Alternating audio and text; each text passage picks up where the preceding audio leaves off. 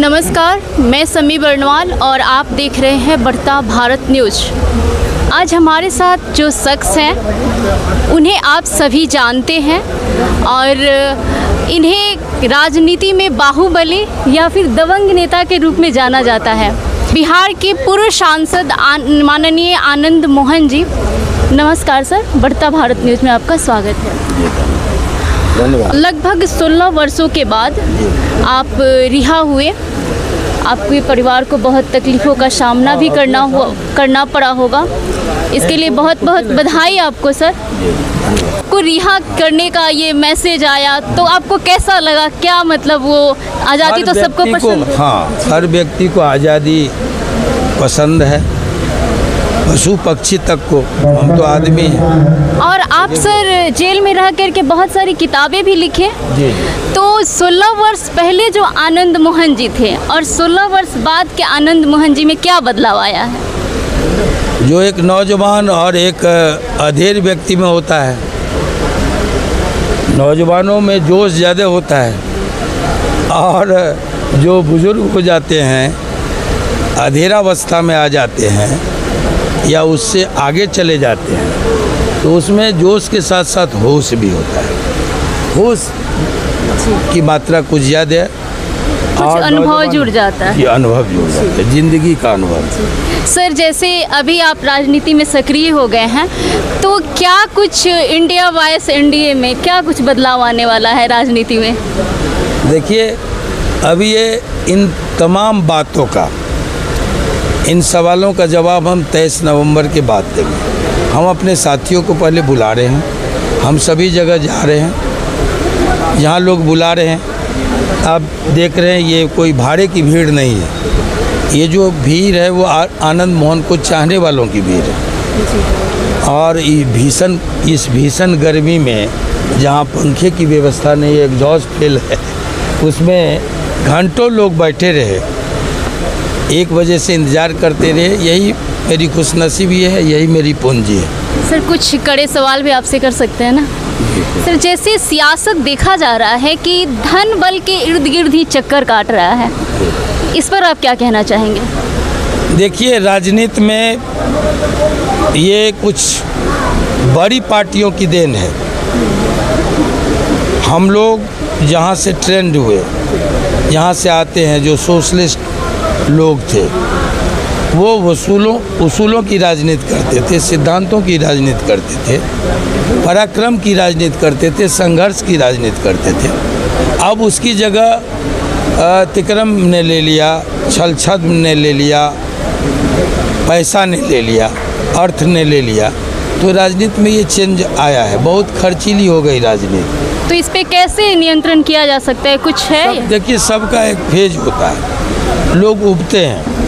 अभी जैसे आप देखिए कि अगर कोई रोगग्रस्त होता है तो वो जात के डॉक्टर को नहीं पकड़ता। अगर किसी की गर्दन कानूनी फंस जाए तो वो अच्छे वकील की तलाश करता है, किसी जात के वकील के चक्कर में नहीं पड़ता। तो उसी तरह वो समय आने वाला है कि लोग इस बात को समझेंगे कि ये जो खर्चे की राजनीति है, ये जो धनबल की राजनीति है, बाहुबल की राजनीति का तो अब समय खत्म हुआ, आ गया धनबल की राजनीति। तो जिस तरह से बाहुबल की राजनीति पर अंकुश लग गया, उसी तरह धनबल की राजनीति पर भी अंकुश लगेगा। और नेक आदमी, चरित्रवान आदमी, वो किसी जात का हो, जो समाज के लिए समर्पित होगा, ईमानदार होगा, संघर्ष की राजनीति में यकीन करेगा, उसको लोग पसंद करेंगे। मुझे पूरा यकीन है ये चेंज आएगा। जी बिल्कुल। सर हमारा देश जो एक लोकतांत्रिक देश है, लेकिन पिछले कुछ समय से देखा जा रहा है कि वो राज्य सरकारें हों या फिर केंद्र सरकारें हों, कहीं ना कहीं अभिव्यक्ति की जो स्वतंत्रता है धीरे धीरे उसे समाप्त किया जा रहा है। इस पर क्या कहेंगे? देखिए, मैं मानता हूँ कि प्रेस, मीडिया लोकतंत्र का चौथा स्तंभ है। मीडिया को भी सोचना चाहिए। मैं आपको एक बात बताऊं कि जितने बड़े मीडिया हाउस हैं, माफ़ कीजिएगा, आज कोटा के लिए, परमिट के लिए, लाइसेंस के लिए, राज्यसभा के लिए रीढ़हीन हो गई है। मुझे कहने में ज़रा सा भी गुरेज नहीं है। आज इमरजेंसी आई इस देश में, अभिव्यक्ति की आज़ादी पर अंकुश लगाने के लिए, प्रेस पर तलवार लटकाने के लिए, सेंसरशिप की तलवार लटकाने के लिए कभी इस देश में इमरजेंसी लाई गई थी। तब भी लोग काला प्रेस छोड़ता था, तब भी लोग खाली पेज छोड़ के अपना वो दिखाता था, विरोध जताता था। लेकिन आज जो स्थिति है वो भारतीय मीडिया की बड़ी दुर्दशा है ना। अब हमारा रैंक कहाँ से कहाँ आ गया, वो RTI लगा के, या आप मीडिया के लोग हैं स्वयं जान। ये जो छोटे छोटे चैनल हैं, माफ़ कीजिएगा, और ये जो आपको सोशल मीडिया है, वही आज मीडिया की जान बचाए हुए है, भारत की मीडिया का, है ना। लेकिन ऐसे में जो कुछ पिछले दिनों हुआ अररिया में जो घटना घटी, मैं मानता हूँ कि अभिव्यक्ति की आज़ादी पर कुठाराघात है। प्रेस कलमकार की हत्या निंदनीय है, इस पर सख्त से सख्त कार्रवाई होनी चाहिए। दोषी किसी शर्त पर बचे नहीं और निर्दोष फंसे नहीं। मैं राज्य सरकार से भी इस बात की मांग करता हूँ। पर अभी जो आप तो अब रिहा हो गए, आपको कोई ये नहीं है, लेकिन जी कृष्णन जी के जो परिवार हैं उनके प्रति आपकी संवेदना है, उनसे क्या कहना चाहेंगे आप? हम उनसे कुछ नहीं कहना चाहेंगे।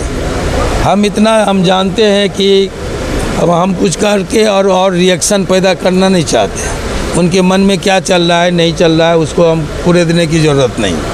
हम ये मानते हैं इस पूरे प्रकरण में या तो लवली आनंद या फिर उमा कृष्णैया, मरहूम DM की पत्नी, या फिर लवली आनंद, इसी दोनों परिवारों को जो भी सब कुछ भुगतना पड़ा, नुकसान झेलना पड़ा।